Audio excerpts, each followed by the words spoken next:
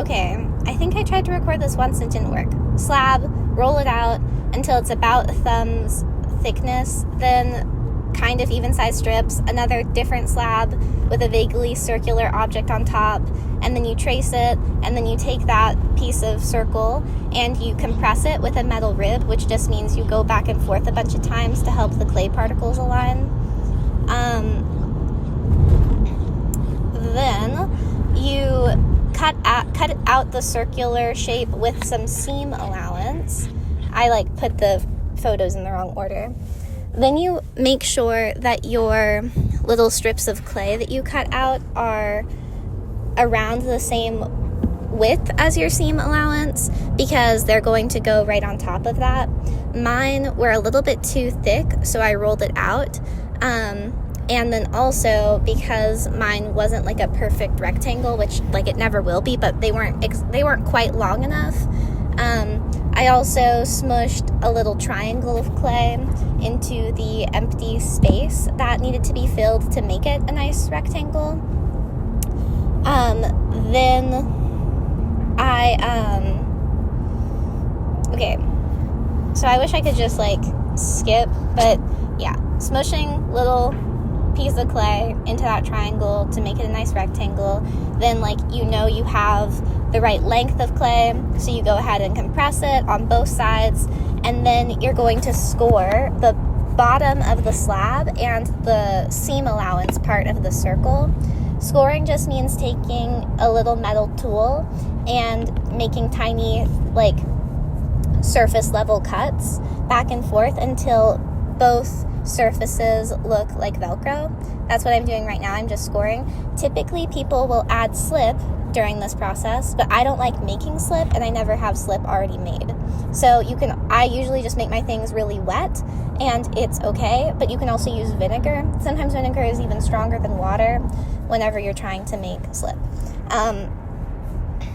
So yeah, making it wet, and then I'm going to put my slab Velcro side down onto my seam allowance with the Velcro side up, and then it fits together.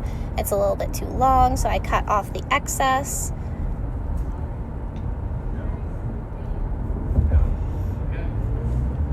And whenever you want to make it taller, you're just going to repeat this process. On the inside, I roll out a little coil, then I add it to where those two pieces connect, and then I smooth it out, and that helps it all get attached better. I added another slab of the same depth right on top, and then I started compressing the outside with that metal rib, and I made it smoother and stronger. Then I roll out another coil, add that to the rim, smush it against the sides with my fingers very carefully, then I smooth it out. Then I made I just pinched a little dome shape for the top. It kind of vaguely circular, a little better. Once it's like this, I added another rim, and then I kind of blended that rim into the top of the dome so that it fits to the edge of the thing. And then you also want to smooth out the inside part. Then, once it's smoother, you fit it together. You add a little nipple on top, just score wet, and then place it. And then you kind of have a little cookie jar. Obviously, you can make it more fun. I love you, Lila. Bye, bye, bye, bye, bye, bar.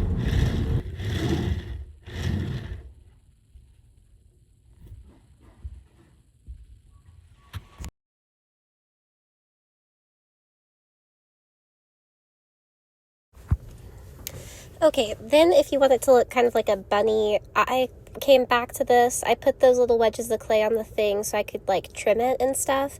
And then I took a coil and I just kind of smushed it into the open spaces to kind of help the gapping on this, since it does matter a little bit how much gapping there is if you want it to have a specific appearance. I just kind of smushed the clay with the metal rib into all of the things, and then whenever I took the pieces apart, the clay was obviously not attached on the inside, and so you can go in and just kind of use some water and some compression to reinforce the shapes that now you can see need to be added to help even out where the rim attaches to the jar part.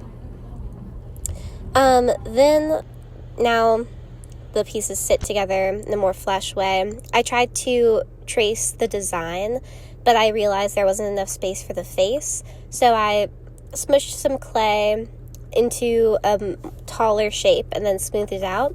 Now there's no space for the face. And then I made that like work with the body. And then I traced out where I'm going to be adding things on top, turned it upside down so that it's like held right, and then I can like hollow out where I have the space between the new layer of clay and the old layer of clay, and then just kind of like carved that away, smoothed it out. Then I go ahead and add the legs, not like attaching them or anything, just kind of like the vague shape that there will be at the end. And then I traced around those so that you can see where it needs to be hollowed out inside. This is important because if it's not all the same like relative thickness, it's more likely to crack or like have trouble drying and then explode whenever it's fired. And so I like cut out those pieces and I scored and slip and like actually attached everything. Then for the stomach, I just kind of smushed some clay onto it to add the fur texture and then used like a metal tool to kind of add the detailing. For the ears, it wasn't as important because they're not as thick to add everything, but you couldn't do the ears standing too far away from the body or they wouldn't have enough support and they might fall or collapse. And so I had them still like attached to the whole pot. I didn't really record that process, but it is very similar to the other process of just like make a shape, smush it down, and then when it's a little bit drier, you can clean it up further.